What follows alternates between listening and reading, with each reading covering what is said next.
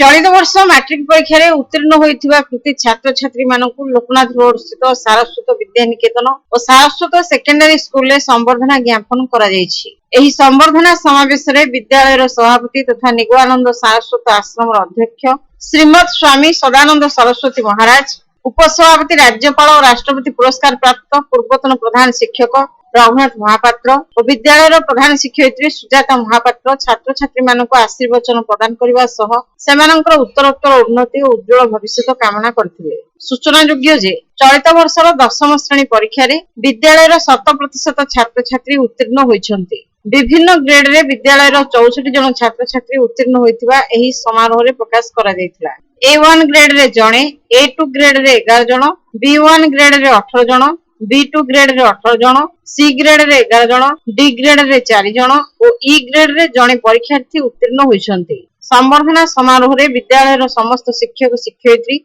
और कर्मचारी जोग दैथिले।